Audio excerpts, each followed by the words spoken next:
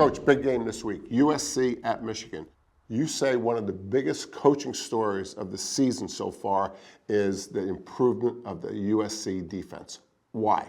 Not one of the biggest stories, Gerry. I think it's the biggest story in college football. Up to date, I mean, obviously it's going to be a long season, but they hired Denton Lynn from the Crosstown Ravel, UCLA, and brought him as D coordinator.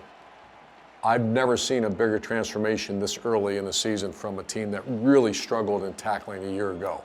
And it has looked fantastic. Right. I went and watched tape on them.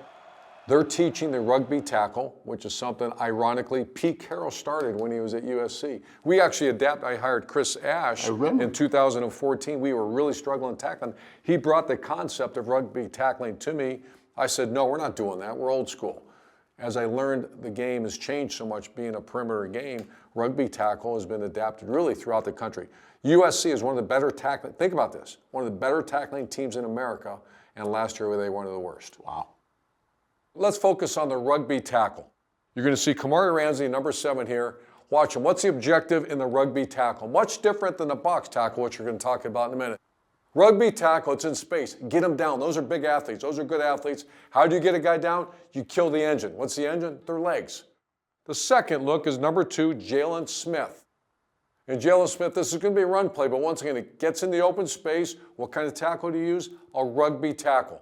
Kills the engine, he gets him on the ground. And then the final look. I wanted to show this for the viewers, so this is a big difference. So you just look at this picture. The tackle box is from the offensive tackle, right tackle, to the left tackle. That's called a tackle box.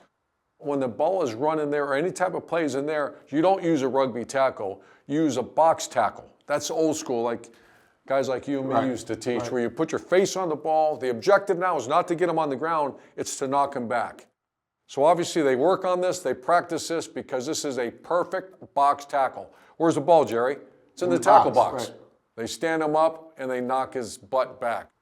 Let's do this. Let's go to the clear board and talk more about the formation when you use the rugby tackle and the box tackle.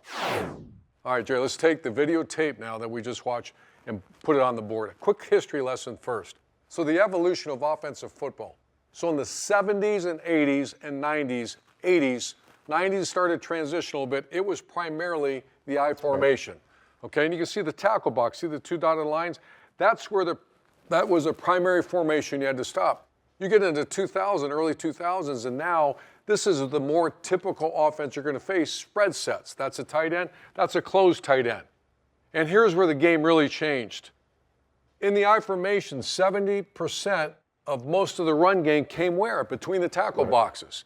Now out here in the spread, it's more of a lateral game, and you're getting 70% outside the tackle boxes. As the game changes offensively, you better change defensively, and tackling has to change, because in here, it's a box tackle, which we'll talk about in a minute. Out here, it's a rugby tackle. Let's review the 2 types of tackling. Rugby is where? It's done in space against the spread sets. What's the objective? Get the guy on the ground.